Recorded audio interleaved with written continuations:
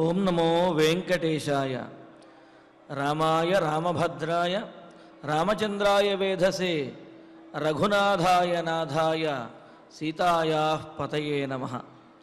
శ్రీవారి అనుగ్రహంతో తదభిన్న స్వరూపుడైనటువంటి వెంకటరాముని యొక్క అనుగ్రహంతో భక్తులందరూ కూడా విద్యాభివృద్ధితోటి వర్ధిల్లాలి అని, ధర్మపథంలో ప్రవర్తించాలి అని, సకల కార్యసిద్ధితోటి తొలతూగాలి అని, మరి సంతానము పితృవాక్య పరిపాలన దక్షులై మెలగాలి అని ఆకాంక్షిస్తూ తిరుమల తిరుపతి దేవస్థానం వారు ఈ కలియుగ వైకుంఠంలో శ్రీవారి సమక్షంలో నిర్వహిస్తున్నటువంటి ధర్మపథమైన అయోధ్యకాండ ప్రవచన పారాయణ కార్యక్రమంలో నేటికి మనం 249వ రోజులో ప్రవేశించాము.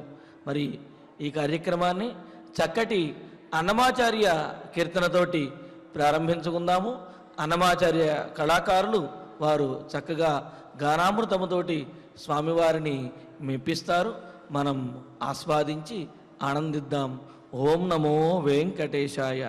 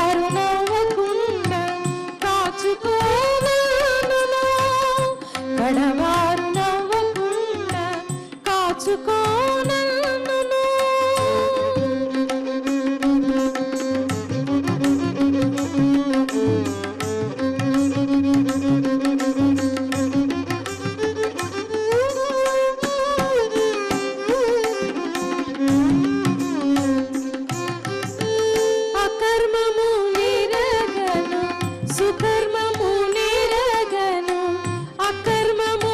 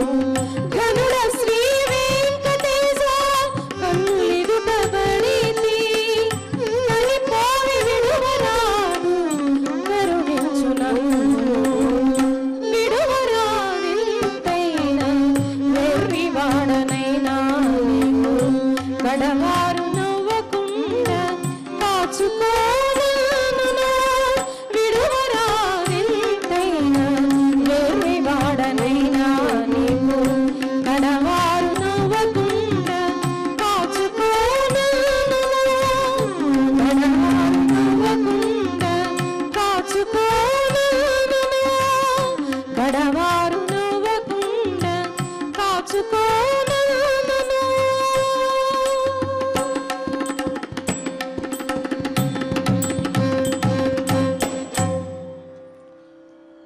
మన అన్నమాచార్య కళాకారులు శ్రీమతి ఎం కవిత గారు వారి బృందంతో చక్కటి సంకీర్తన ఆలకించారు. ఏమిటి అంటే మార్జాల కిశోర న్యాయము, మర్కట కిశోర న్యాయము అని చెప్పి రెండు రకాలైనటువంటి న్యాయములు ఉంటాయి.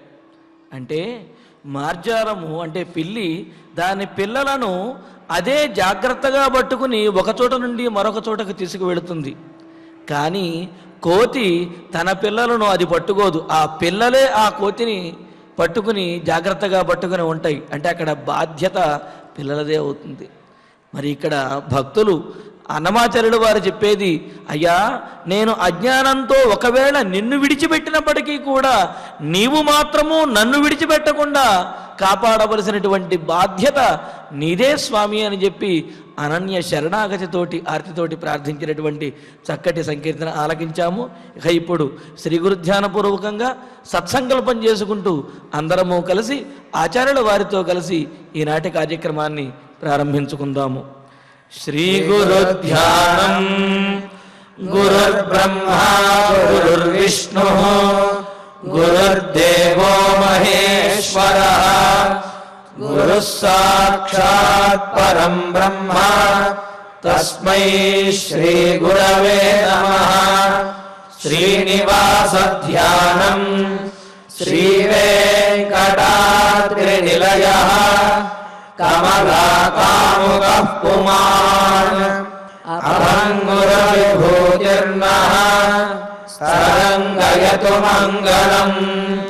అజ సంకల్పః శ్రీమదాదివరాహ క్షేత్రే విరాజమానస్య శ్రీ పద్మావతీ జాయేః అఖిలాండకోటి బ్రహ్మాండ నాయకస్య శ్రీరామచంద్ర రూపాంతరస్య భగవతః శ్రీ వెంకటేశ్వర స్వామినః సన్నిధౌ హనుమత్ సీతా లక్ష్మణ భరత శత్రుఘ్న పరివార సమేత శ్రీరామచంద్ర పరబ్రహ్మణః పరిపూర్ణానుగ్రహేణ అస్మిన్ భువనే సమస్తా దివ్యాధీనాం నివారణార్థం భారతవర్షే విద్యా విత్త వాణిజ్య కృషి వైద్య వైజ్ఞానిక దేశరక్షణాదిరంగేషు విద్యమానానాం ఆస్తిక మహాజనానాం సర్వేషాం సకుటుంబానాం ఆయురారోగ్యైశ్వర్య సద్బుద్ధీత్యాది సర్వశుభఫలప్రాప్త్యర్థం ధర్మాచరణద్వారా శ్రీరామరాజ్యస్య పునర్వ్యవస్థాపనార్థం ఉద్యోగార్థినాం సముచితోద్యోగప్రాప్త్యర్థం దంపతీనాం అనుకూల దాంపత్య సిద్ధ్యర్థం సంతానస్య పితృవాక్య పరిపాలనానుకూల బుద్ధి ప్రచోదనార్థం సకల కార్య సిద్ధ్యర్థం గో సంరక్షణార్థం చ శ్రీమద్వాల్మీకి రామాయణే అయోధ్యాకాండే యథాశక్తి శ్లోకవ్యాఖ్యాన పురస్సరం పంచవింశ సర్గశ్లోకపారాయణం తథా శ్రీధన్వంతరి మంత్రపారాయణం చ అన్యోన్య సాహాయ్యేన ఆచార్యముఖేన కరిష్యామహే. శ్రీ వాల్మీకి ప్రార్థనా కూజంతం రామ రామేతి మధురం మధురాక్షరం ఆరుహ్య కవితాశాఖాం వందే వాల్మీకి కోకిలం. శ్రీ ఆంజనేయ ప్రార్థనా మనోజవం మారుతతుల్యవేగం జితేంద్రియం బుద్ధిమతాం వరిష్టం వాతాత్మజం వానరయూధముఖ్యం శ్రీరామదూతం శిరసా నమామి. శ్రీరామాయణ ప్రార్థనా వాల్మీకి గిరి సంభూత రామసాగరగామిని పునాది భవనం పుణ్యా రామాయణ మహానది. శ్రీరామ ప్రార్థనా అయోధ్యాఖ్యేతు గుర్వర్ధే త్యక్త్వా రాజ్యం గిరౌ వసన్ పాదుకే భరతాయాదాత్ సరామ శరణం మమ. శ్రీరామచంద్ర పరబ్రహ్మణే నమః. అథ శ్రీమద్ రామాయణే ఆదికావ్యే అయోధ్యాకాండే పంచవింశः సర్గः. శ్రీమన్నారాయణ చరణౌ శరణం ప్రపద్యే. శ్రీమతే నారాయణాయ నమః. శ్రీరామాయ నమః. మయార్చితా దేవగణా శివాదయో మహర్షయో భూతమహాసురోరగాః అభిప్రయాతస్య వనం చిరాయతే హితాని కాంక్షంతు దిశశ్చ రాఘవా. రామచంద్ర, కౌసల్యాదేవి రాముడితోటి అంటూ ఉన్నది, వనవాసానికి వెళ్ళడానికి సిద్ధమైపోయాడు రాముడు. ఆపలేకపోయింది కౌసల్యాదేవి. ఆపటము కూడా అనుచితము అని అన్నట్లుగా రామచంద్రమూర్తి ధర్మములన్నింటినీ కూడా బోధించాడు. మరి రాముడి మాటలకు కట్టుబడిపోయింది.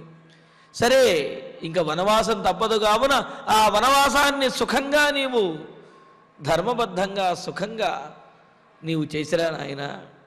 ఏ ధర్మము కోసమైతే నీవు వనవాసానికి వెళుతున్నావో ఆ ధర్మమే నిన్ను కాపాడుతుంది. అంతేకాదు సకల దేవతలు, అదేవిధంగా సకల భూతములు, సమస్తమైనటువంటి ప్రకృతి అంతా కూడా నీకు అండదండలు అందించి నీ వనవాస దీక్షను సుఖవంతము చేయుగాక. నీకు అందరూ కూడా ఆ వనవాసంలో రక్షణగా ఉంటూ నీకు సహకారాన్ని అందించెదరుగాక అని చెప్పి, మరి కౌసల్యాదేవి యొక్క ఆశీస్సులు మనకు అరణ్యకాండలో అనేక పర్యాయములు మనకు కనిపిస్తూ ఉంటాయి. మరి పక్షి అయినటువంటి జటాయువు స్వామివారికి సహాయం చేశాడు అన్న ఆ అడవిలో ఉన్నటువంటి చెట్లు అవన్నీ కూడా ఆ సీతాదేవిని రామచంద్రమూర్తి వెతుకుతున్నటువంటి సందర్భంలో అడవిలో ఉన్నటువంటి చెట్లు కూడా సీతాదేవిని రావణాసురుడు ఎటువైపు తీసుకువెళ్ళాడో అటువైపుకి వంగి అవి కూడా మార్గాన్ని చూపించాయి, సూచన ఇచ్చాయి. ఈ విధంగా కౌసల్య ఏదైతే ఆశీస్సులను అందించిందో సమస్త ప్రాణులు, ఈ ప్రకృతి, అదేవిధంగా వృక్షములు, అలాగే సమస్తమైనటువంటి భూతములు రక్షించాలి, అదేవిధంగా అవన్నీ నీకు సహకరించాలి అని చెప్పిందో అటువంటి సహకారం అంతా కూడా రామచంద్రమూర్తికి ఆ వనవాసంలో లభించింది. కేవలము సీతాపహరణం అప్పుడే కాదు, అంతకు ముందు కూడా వాళ్ళు ఆ వనవాసంలో ఉన్నప్పుడు అక్కడ ఎటువంటి ఇబ్బంది కలగకుండా ప్రకృతి కూడా ఆ సీతారామ లక్ష్మణులు ఎక్కడకు వెళితే అక్కడ చాలా అనుకూలంగా ఉన్నది, ఆహ్లాదకరంగా ఉన్నదన్నమాట. చాలా సుఖంగా వారి యొక్క వనవాసము చివరి వరకు కూడా, అంటే ఆ వనవాసం చివరిలో సీతాదేవిని అపహరించడము అనే అది జరిగింది. కానీ దానికి ముందు వరకు కూడా రాముని యొక్క వనవాసం చాలా సుఖవంతంగాను, అదేవిధంగా లోక కళ్యాణకరంగాను, అలాగే అందరినీ కూడా కాపాడే విధంగాను జరిగింది. అయితే సీతాపహరణం తర్వాత కూడా రావణాసురుణ్ణి వధించడము అనే ఆ లోక కళ్యాణకరమైనటువంటి రామావతార ప్రయోజనము ఏదైతే ముఖ్య ప్రయోజనం ఉన్నదో అది నెరవేరేటువంటి మరి ఆ సన్నివేశం వస్తుంది కదా. ఈ విధంగా కౌసల్య చెప్పినటువంటి ఈ మంగళాశాసనం ఏదైతే ఉన్నదో అది వనవాసంలో రామచంద్రమూర్తికి అనేక పర్యాయములు సహకరించింది. అనేక పర్యాయములు ఈ మంగళాశాసనము యొక్క ప్రభావము వనవాసంలో రామచంద్రమూర్తి వద్ద కనిపించిందనమాట. అందుకనే అంటున్నది రాఘవ, రఘువంశశ్రేష్ఠుడైనటువంటి రామచంద్ర, మయా అర్చితాః, నేను మొదటి నుండి కూడా అర్చించినటువంటి దేవతలు ఎవరైతే ఉన్నారో వారందరూ కూడా ఎవరు? శివాదయ దేవగణాః, పరమేశ్వరుడు మొదలైనటువంటి మంగళకరములైనటువంటి సమస్త మంగళములను కూడా అనుగ్రహించేటటువంటి దేవగణములు ఎవరైతే ఉన్నారో దేవతా సమూహములు వారు, మహర్షయ, నా చేత గౌరవించబడినటువంటి మహర్షులు ఎవరైతే ఉన్నారో వారు, మహాసురాహ, రాక్షసులు కూడా అని అంటున్నది ఇక్కడ. అదేమిటండి, రాక్షసులు ఎలా అనుకూలంగా రాముణ్ణి రక్షిస్తారు? రాక్షసుల యొక్క స్వభావమే హింసించడం కదా. మరి అటువంటి రాక్షసుల వల్ల కూడా నీకు గోవింద నీకు మేలు జరగాలి అని చెప్పి అంటున్నది ఏమిటి అని అంటే ఇందులో కూడా ఒక ఆంతర్యము విశేషము ఉన్నది. ఎందుకు అంటే దుష్టగణములు లేకపోతే ఈ భూతప్రేత విశాచములు కానీ ఈ రాక్షసులు కానీ వారికి శాంతిని కలుగజేసినట్లయితే, ఉపశమింపజేసినట్లయితే వారి యొక్క ప్రభావం, దుష్ట ప్రభావం అనేది ఉండదు అని చెప్పి చెబుతున్నారు. అదేవిధంగా మరి ఈమె యొక్క కౌసల్యాదేవి యొక్క ఆశీస్సుల యొక్క ఫలమే అని చెప్పాలి. రాక్షసుడైనటువంటి మారీచుడు కూడా రాముడికి అనుకూలంగా మాట్లాడతాడు రావణాసురుడితోటి. అయితే రావణాసురుని యొక్క ఆజ్ఞను కాదనలేక, ఒకవేళ రావణాసురుని యొక్క ఆజ్ఞ పాటించకపోతే రావణాసురుడు వధించేస్తాడు అనే భయంతో మారీచుడు ఆ మాయలేడి వేషంలో వచ్చి రాముడికి ఆ విధమైన అపాయాన్ని కలుగజేశాడు. ఆ సందర్భంలో కూడా మారీచ బోధ చాలా గొప్పగా ఉంటుంది. రావణాసురుడికి చాలా గొప్పగా బోధిస్తాడు. రామో విగ్రహవాన్ ధర్మ సాధు సత్యపరాక్రమ అని చెప్పి రాక్షసుడైనటువంటి మారీచుడు చెప్పినటువంటి మాట. రాముడు అంటే సామాన్యుడు కాదు, ధర్మానికి పోతపోసినటువంటి ఆ ధర్మమే ఒక మూర్తి భవించినటువంటి ధర్మమే రాముడు. కావున ఓ రావణ, నీవు రాముణ్ణి గెలవలేవు. పిన్న వయస్సులో ఉన్నప్పుడే రాముడు కొట్టినటువంటి దెబ్బ ఇప్పటికీ నాకు గుర్తున్నది. రాముణ్ణి ఎవరు ఎదుర్కోలేరు, తస్మాత్ జాగ్రత్త అని చెబుతాడు. సీతాదేవి అంటే ఏమనుకుంటున్నావు నీవు? రాముడి భార్య అయినటువంటి సీతాదేవిని హరించడము అంటే విషసర్పాన్ని నీ వస్త్రములో దాచుకున్నట్లే అని చెప్పాడు. విషసర్పం దగ్గరికి వెళ్ళడమే కష్టమంటే విషసర్పాన్ని తీసుకెళ్ళి వీపులో పెట్టుకుంటే ఎలా ఉంటుంది? అలాగ నువ్వు చేస్తున్నావు, కావున నీకు నాశనము తప్పదు అని చెప్పి మారీచుడు కూడా రావణాసురుడిని హెచ్చరిస్తాడు. అయితే అప్పుడు రావణాసురుడు కోపించి మరి మారీచుడిని ఆజ్ఞాపించి లేకపోతే చంపేస్తాను అంటే, ఈ దుర్మార్గుడైనటువంటి రావణాసురుడి చేతిలో చంపబట్టం కంటే కూడా, ఇతని చేతిలో మరణించడం కంటే కూడా రాముడి చేతిలో మరణించినట్లయితే మోక్షం కలుగుతుంది అనే ఉద్దేశంతో మారీచుడు కూడా మరి రాముడిని మోసం చేయటానికి, అంటే రాముడికి భ్రమ కలిగించడానికి ఒప్పుకుంటాడు.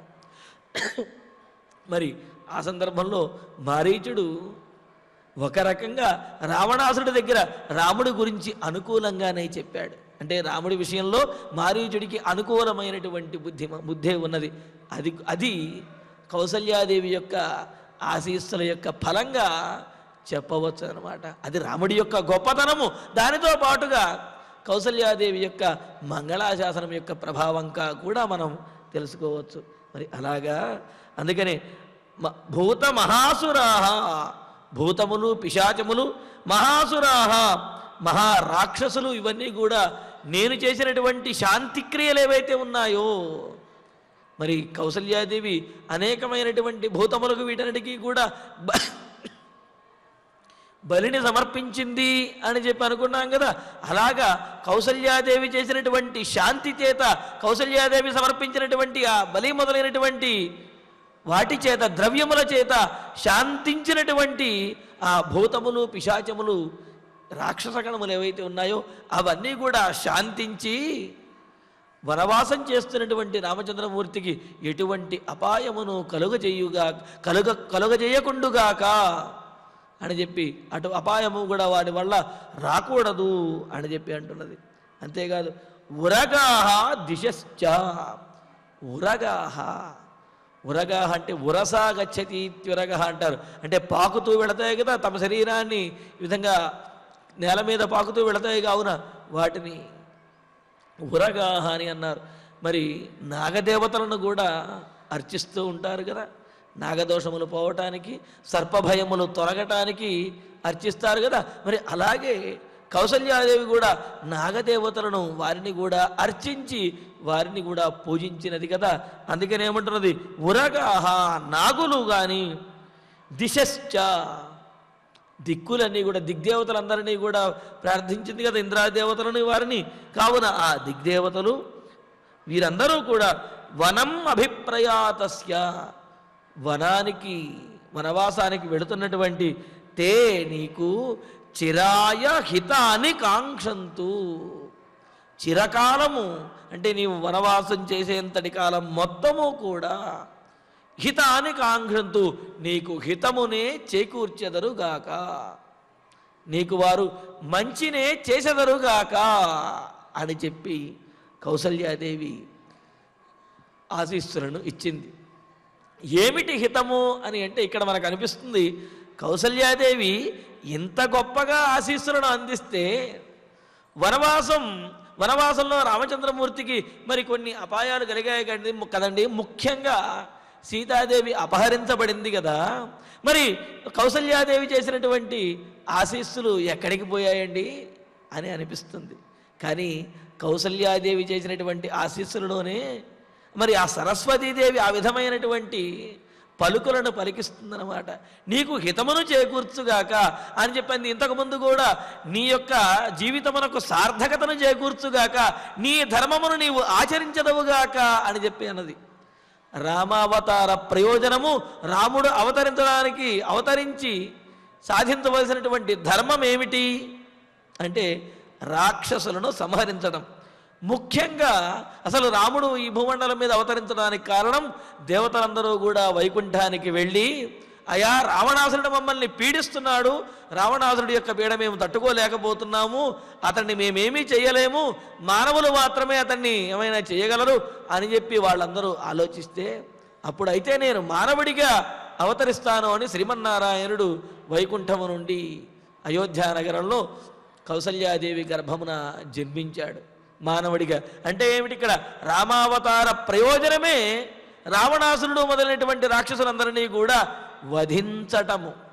కావున మరి అరణ్యవాసంలో నీవు చేయవలసినటువంటి ధర్మములను ఆచరించవయ్యా అంటే ఏమిటి, రావణాసురుడు మొదలైనటువంటి వాళ్ళందరినీ కూడా వధించు అని చెప్పి అన్నారు.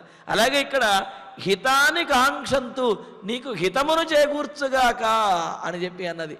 హితము అంటే ఏమిటి, ఏది మన కర్తవ్యం ఏదైతే ఉన్నదో ఆ కర్తవ్యమునకు అనుకూలమైనటువంటి వాతావరణాన్ని కల్పించటమే, అనుకూలమైనటువంటి మాటలను చెప్పటమే దానినే హితము అని అన్నారు. మరి రామావతారంలో రాముడు చేయవలసినటువంటి కర్తవ్యం రాక్షసులందరినీ కూడా వధించడం. మరి రాక్షసుల్ని వధించాలి అంటే ఆ సందర్భం అనేది కల్పించబడాలి, ఆ సందర్భం కల్పించడం అనేది హితము. మరి అందుకనే సీతాదేవి అపహరించబడింది. తత్ఫలితంగా అనేక వేల మంది రాక్షసులు హతులయ్యారు. మరలా సీతాదేవిని రామచంద్రమూర్తి దక్కించుకున్నాడు. అదేవిధంగా ఈ ఆంతర్యములను మనం ఆ మంగళాశాసనంలో కూడా తెలుసుకున్నాం కదా.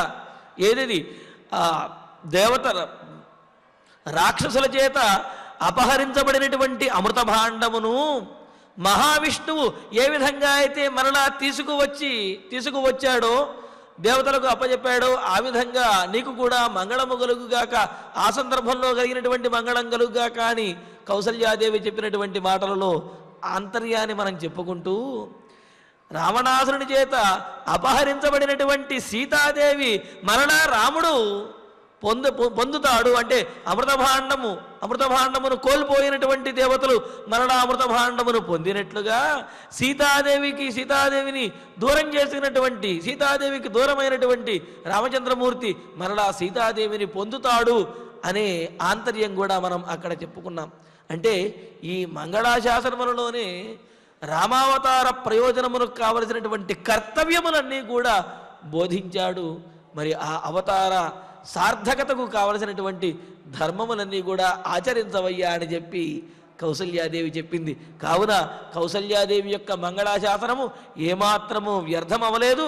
అందుకనే ఎన్ని కష్టములు వచ్చినప్పటికీ కూడా ఆ కష్టములన్నిటినీ కూడా రామచంద్రమూర్తి ఎదుర్కొనగలిగాడు.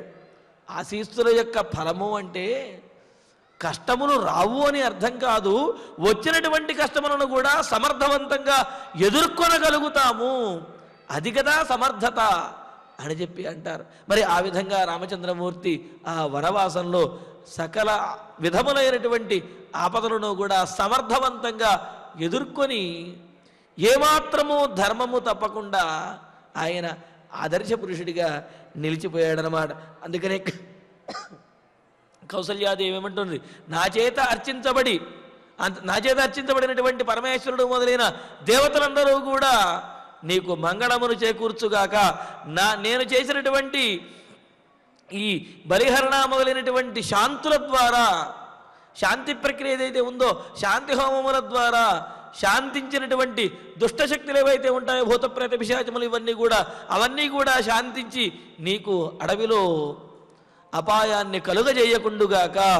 అదేవిధంగా సమస్త ప్రాణులు సకల దేవతలు కూడా నీ కర్తవ్యం ఏదైతే ఉన్నదో, నీ ధర్మం ఏదైతే ఉన్నదో ఆ ధర్మాన్ని నీవు నిర్వర్తించడానికి హితాయ నీకు హితమును చేకూర్చుగాక, అందరూ కూడా అనుకూలముగా ఉండెదరుగాక అని చెప్పి అన్నారు. అంటే ఆ తర్వాత శ్లోకంలో ఇతీవచాశ్రు ప్రతిపూర్ణలోచన సమాప్యచ స్వస్త్యయనం యథావిధి ప్రదక్షిణంచైవ చకార రాఘవం పునఃపునశ్చాపి నిపీడ్య సస్వజే. ఇంతకు ముందు మనం చెప్పుకున్నటువంటి శ్లోకము కొన్ని చోట్ల ప్రక్షిప్త పాఠంగా కూడా చెబుతూ ఉన్నారు, కొన్ని చోట్ల సాధారణ పాఠంగా కూడా చెబుతూ ఉన్నారు. ఏదేమైనప్పటికీ కూడా కౌసల్యాదేవి నీకు హితమును చేకూర్చుగాక అని చెప్పినటువంటి మాటలో అనేకమైనటువంటి ఆంతర్యమును మనకు బోధించారు. మరి ఆ తర్వాత ఈ విధంగా ఇతీవ చాశ్రు ప్రతిపూర్ణలోచన సమాప్యచ స్వస్త్యయనం యథావిధి ప్రదక్షిణంచైవ చకార రాఘవం పునఃపునశ్చాపి నిపీడ్య సస్వజే అని చెబుతూ, మరి కౌసల్యాదేవి ఆమె యొక్క భావాలు ఏవైతే ఉన్నాయో ఆమె భావాలలో కొన్ని భావాలను వాగ్రూపంలో మంగళాశాసన రూపంలో చెప్పింది.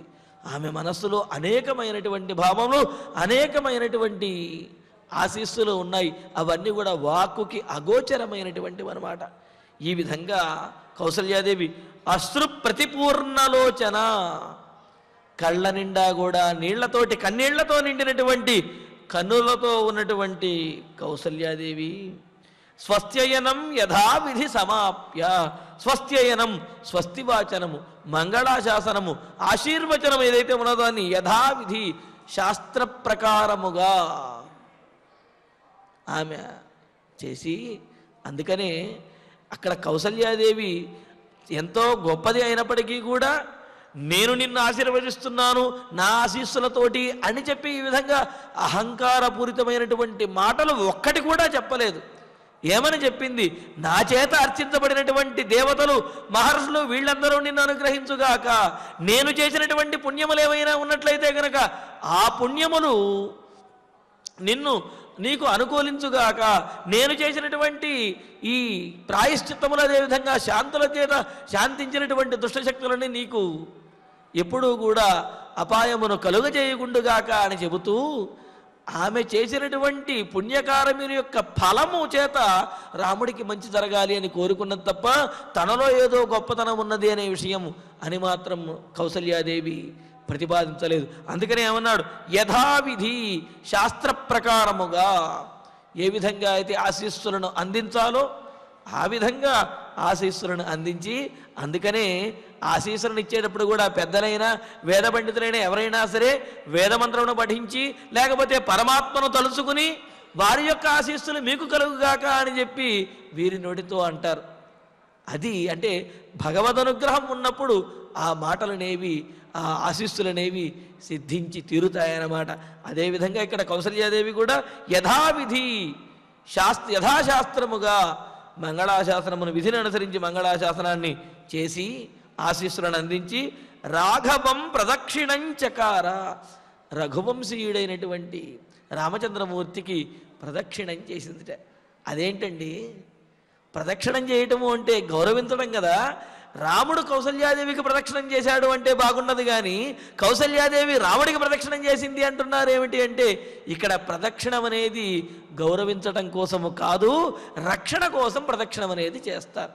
ఏమిటి రక్షణ అంటే, అన్ని దిక్కుల యందు కూడా రక్షణ కలగాలి అని వారి చుట్టూ తిరిగి ప్రదక్షిణం చేస్తూ అభిమంత్రణ చేయడం ఏదైతే ఉందో అది రక్షణ కల్పించడం అని అంటారు. రక్షణ కవచం అంటాం కదా, చుట్టూ చెప్పటం, చుట్టూ చేయటం అనేది. అలా రక్షణ కవచాన్ని అంటే ఏమిటి, ఆమె అభిమంత్రణ చేస్తూ ఆమె ఆ రామచంద్రమూర్తి చుట్టూ ఆమె ప్రదక్షిణంగా తిరుగుతున్నది.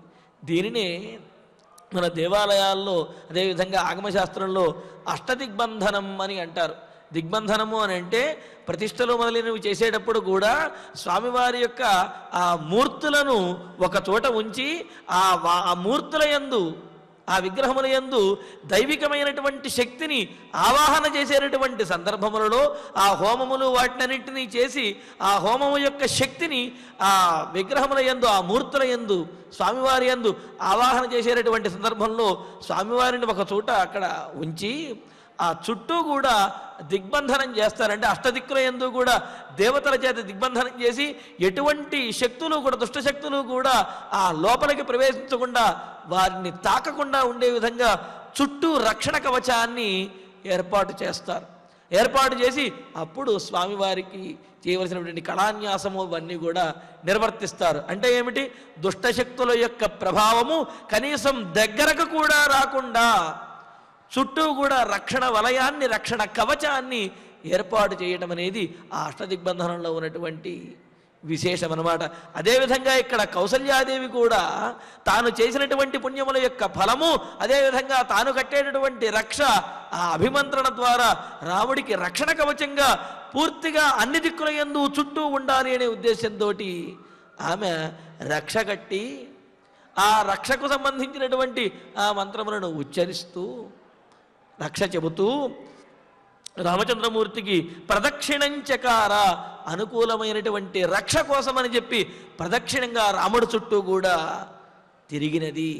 పునః పునః నిపీడ్య సస్వజే, అలా ప్రదక్షిణంగా రాముడికి రక్షణ కవచాన్ని రక్షగట్టి ప్రదక్షిణం చేసిన తరువాత రాముణ్ణి అక్కున చేర్చుకుని దగ్గర చేసుకుని మాటి మాటికి కూడా ఆమె బాధపడుతూనే ఉన్నది. ఎందుకు అంటే ఆయన క్షేమంగా వెళ్ళి రావాలి అని పంపించడానికి అంగీకరించినప్పటికీ కూడా అలా వెళ్ళడము రాముడు దూరం అవ్వడం అనేది కౌసల్యాదేవికి ఏమాత్రము ఇష్టం లేదు కదా.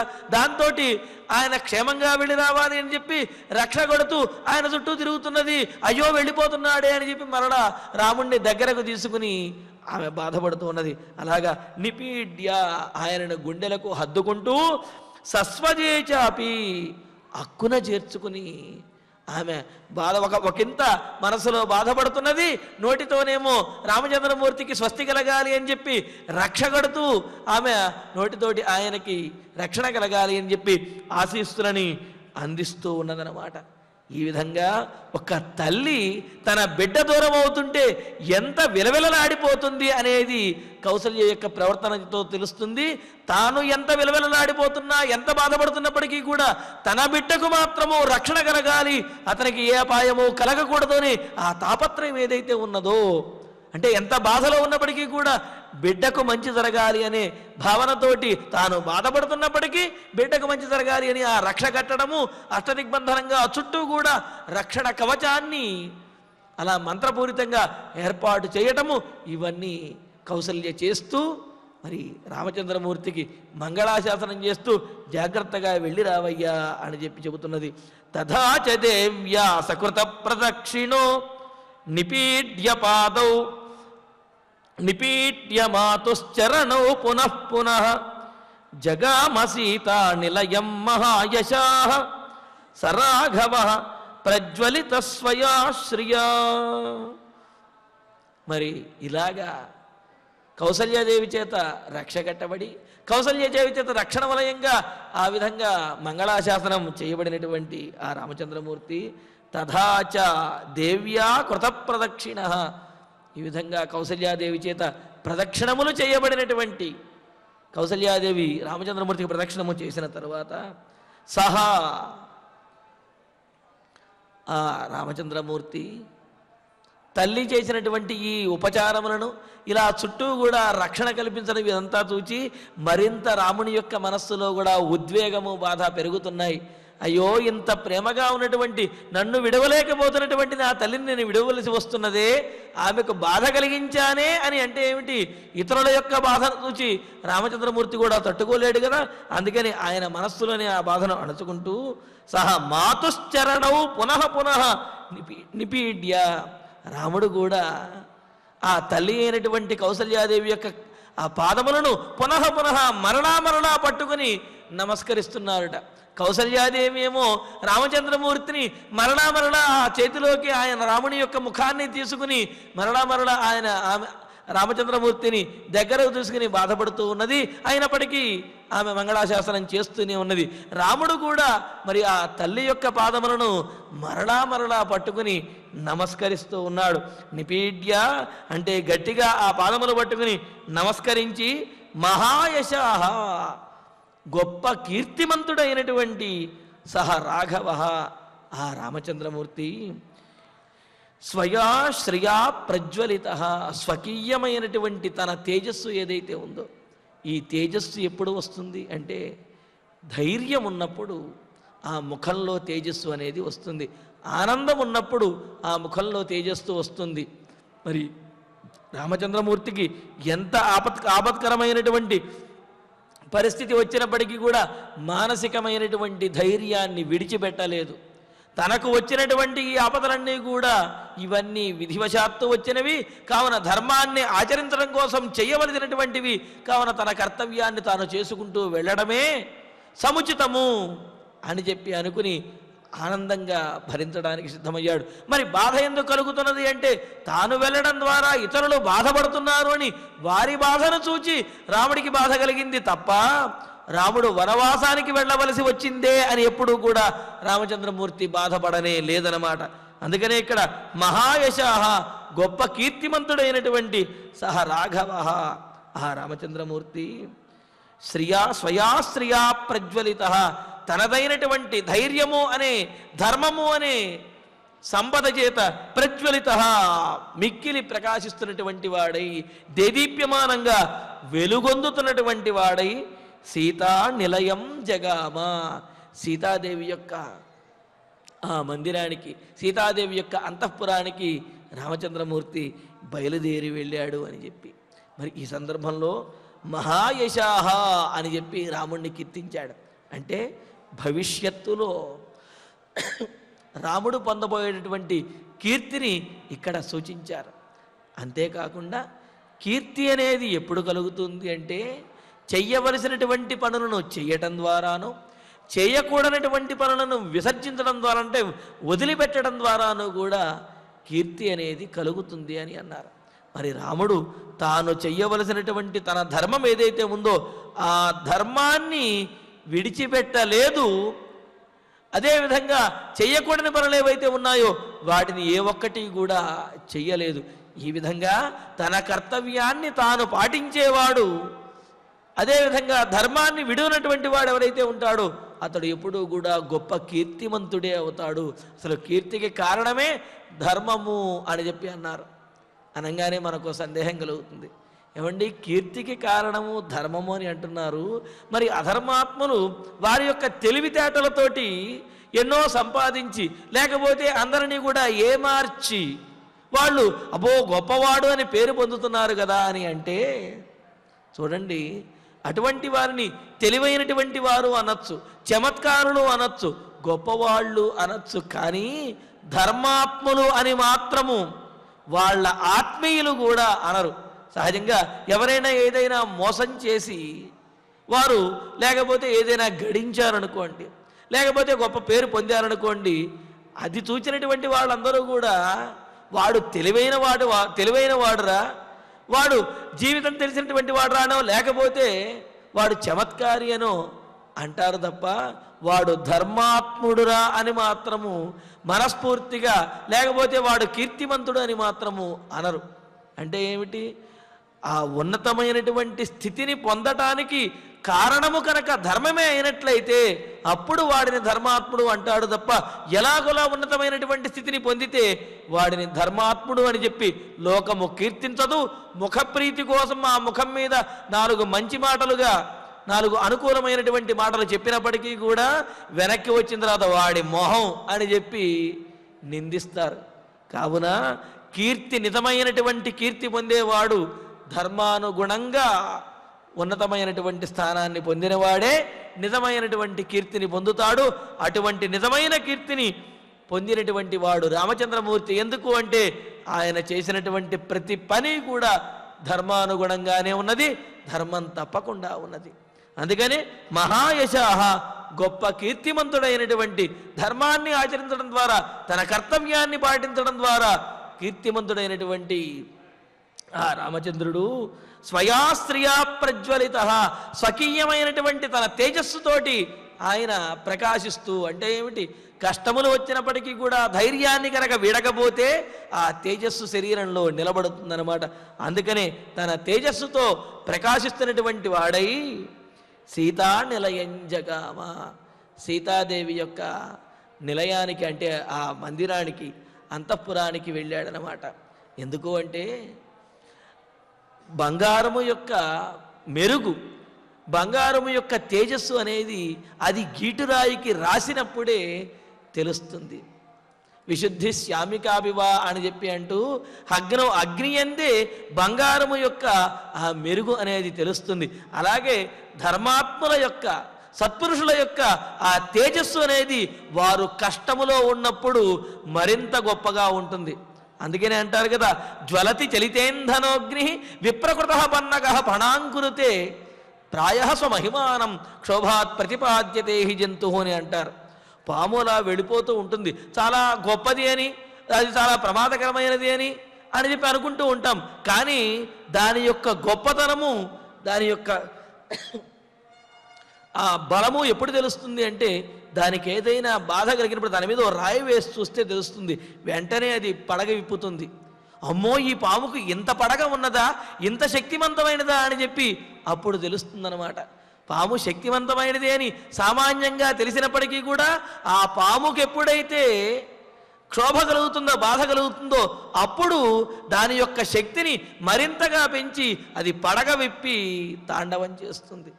అప్పుడు దాని యొక్క ప్రభావం ఎక్కువగా కనిపిస్తుంది. అదేవిధంగా వారిలో ఉన్నటువంటి శక్తులని సత్పురుషులు వారికి అపాయం కలిగినప్పుడు, వారికి ఏదైనా బాధ కలిగినప్పుడు మరింత గొప్పగా వాటిని ప్రదర్శిస్తారు అని. అలాగే ఇక్కడ రామచంద్రమూర్తి వనవాసానికి వెళుతున్నప్పటికీ కూడా ఆయనలో ఉన్నటువంటి తేజస్సు ఏమాత్రమూ తగ్గలేదు. స్వకీయమైనటువంటి తేజస్సుతోటి రామచంద్రమూర్తి దేదీప్యమానంగా ప్రకాశిస్తూ సీతాదేవి యొక్క ఆ అంతఃపురానికి వెళ్ళాడు. దీనితోటి మనకు 25వ సర్గ పూర్తవుతున్నది. తథా చ దేవ్యా సకృత ప్రదక్షిణో నిపీడ్య మాతుశ్చరణౌ పునః పునః జగామ సీతా నిలయం మహాయశాః సరాఘవ ప్రజ్వలిత స్వయాశ్రియా. ఆచార్యుల వారి ద్వారా ఈ శ్లోకాలను పారాయణ చేసుకుందాము. మయార్చితా దేవగణా శివాదయః మయార్చితా దేవగణా శివాదయః మహర్షయః మహర్షయః భూతమహాసురోరగాః భూతమహాసురోరగాః అభిప్రయాతస్య అభిప్రయాతస్య వనం చిరాయతే వనం చిరాయతే హితాని కాంక్షంతు హితాని కాంక్షంతు దిశశ్చ రాఘవ దిశశ్చ రాఘవ ఇతీవ చ ఇతీవ చ అశ్రు ప్రతిపూర్ణలోచన అశ్రు ప్రతిపూర్ణలోచన ఇతీవ చ అశ్రు ప్రతిపూర్ణలోచన ఇతీవ చ అశ్రు ప్రతిపూర్ణలోచన సమాప్య చ సమాప్య చ స్వస్త్యయనం యథావిధి స్వస్త్యయనం యథావిధి ప్రదక్షిణం చైవ ప్రదక్షిణం చైవ చకార రాఘవం చకార రాఘవం పునః పునశ్చాపి పునః పునశ్చాపి నిపీడ్య సస్వజే నిపీడ్య సస్వజే తథా తు దేవ్యా తథాతు దేవ్యా సకృత ప్రదక్షిణః సకృత ప్రదక్షిణః నిపీడ్య మాతుశ్చరణౌ పునః పునః నిపీడ్య మాతుశ్చరణౌ పునః పునః జగామ సీతా నిలయం మహాయశాః జగామ సీతానిలయం మహాయశాః రాఘవః రాఘవః ప్రజ్వలిత స్వయాశ్రియా ప్రజ్వలిత స్వయాశ్రియా ఇత్యార్షే ఇత్యార్షే శ్రీమద్రామాయణే శ్రీమద్రామాయణే ఆదికావ్యే ఆదికావ్యే అయోధ్యాకాండే అయోధ్యాకాండే పంచవింశः సర్గः పంచవింశः సర్గः. ఫలశ్రుతి నుండి మంగళాంతం వరకు అందరము కలిసి పారాయణ చేసుకుందాము. ఫలశ్రుతి ఆయుష్యమారోగ్యకరం యశస్వం సౌభ్రాతృకం బుద్ధికరం సుఖం చ శ్రోతవ్యమేతన్నియమేన సద్భిః ఆఖ్యానయోషస్కరమృద్ధికామైః. శ్రీరామచంద్ర పరబ్రహ్మణే నమః. అధన్వంతరిధ్యానం అచ్యుతానంత గోవింద విష్ణో నారాయణామృత రోగాన్ మే నాశయాశేషాన్ ఆశు ధన్వంతరే హరే. ఆరోగ్యం దీర్ఘమాయుష్యం బలం తేజోధియం శ్రియం స్వభక్తేభ్యో న గృహ్ణంతం వందే ధన్వంతరిం హరిం. ధన్వంతరేరిమం శ్లోకం భక్త్యా నిత్యం పఠంతి యే అనారోగ్యం న తేషాం స్యాత్ సుఖం జీవంతి తే చిరం. ఓం నమో భగవతే వాసుదేవాయ ధన్వంతరయే అమృతకలశహస్తాయ వజ్రజలౌకహస్తాయ సర్వామయ వినాశనాయ త్రైలోక్యనాథాయ మహావిష్ణవే స్వాహా. ఓం వాసుదేవాయ విద్మహే సుధాహస్తాయ ధీమహి తన్నో ధన్వంతరి ప్రచోదయాత్. అధనవగ్రహ ప్రార్థనా ఆరోగ్యం పద్మబంధుర్వితరతు నితరాం సంపదం శీతరశ్మిః. భూలాభం భూమిపుత్రః సకలగుణయుతాం వాగ్విభూతిం చ సౌమ్యః.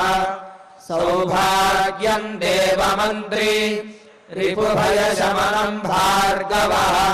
శౌర్యమార్గిః దీర్ఘాయుః సైంహికేయః विपुलतरयशः केतुः आचन्द्रतारम् अरिष्टानि प्रणश्यन्तु दुरितानि भयानि च शान्तिरस्तु शुभं मेस्तु ग्रहाः कुर्वन्तु मङ्गलम् अथ क्षमा प्रार्थना यदक्षरपदभ्रष्टम् मात्राहीनम् च यद्भवेत् तत्सर्वम् क्षम्यतां देव नारायण नमोऽस्तु ते अथ भगवत्समर्पणम् कायेन वाचा मनसेन्द्रियैर्वा बुद्ध्यात्मना वा प्रकृते स्वभावात् करोमि यद्यत् सकलं परस्मै